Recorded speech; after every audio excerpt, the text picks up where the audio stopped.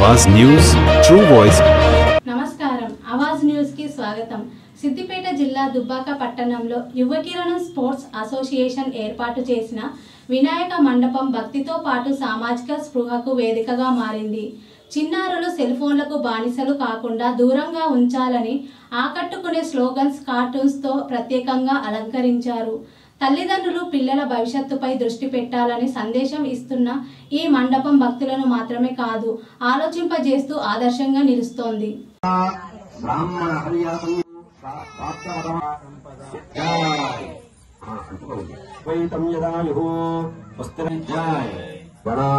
గత 40 సంవత్సరాలుగా నిర్వహిస్తున్నాం। అందులో ఈ సంవత్సరం మేము ఒక కొత్త పంతాను ఎంచుకున్నాం। అది మొబైల్ ఫోన్ వాడకం। చిన్నారులకు మొబైల్ ఫోన్ ఇచ్చి తల్లిదండ్రులు వాళ్ళ పనులు వాళ్ళు చేసుకుంటున్నారు।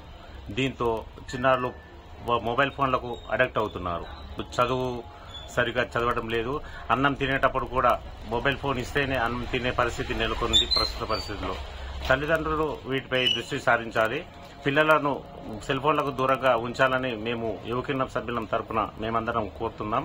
వారి బంగారు భవిష్యత్తుకు మీరు తల్లిదండ్రులు బాటలు వేయాలంటే చిన్నారులను మొబైల్ ఫోన్లకు దూరంగా ఉంచాలని విజ్ఞప్తి చేస్తున్నాం।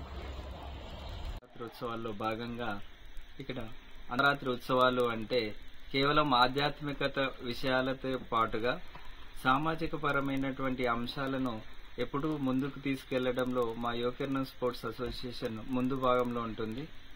సంవత్సరం సెల్ ఫోన్ల ద్వారా జరిగేటువంటి దుష్ప్రభావాలు పిల్లలపై తీవ్ర ప్రభావాన్ని చూపిస్తున్నాయి। వారు మానసిక ఆందోళనలకు గురి అవుతున్నారు। వారి కంటి చూపు మరియు మెదడులో సరైనటువంటి డెవలప్మెంట్ లేక అనేక రకమైనటువంటి అనారోగ్య సమస్యలు ఎదుర్కొంటున్నారు।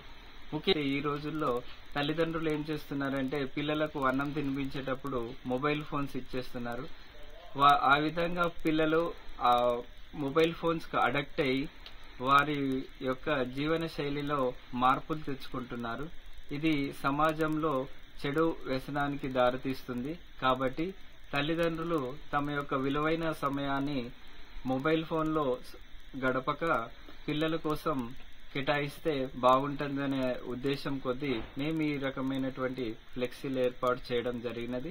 కావున ఇప్పటి నుండైనా సమాజం యొక్క బాధ్యత విలువలతో కూడినటువంటి తర్వాతి తరాన్ని అందించాలనేటువంటి ఉద్దేశం కొద్దీ మేము ఈ గొప్ప కార్యక్రమాన్ని చేపట్టాము। దానికి మీ అందరి నుండి కూడా మేము సహకారం కోరుకుంటున్నాం।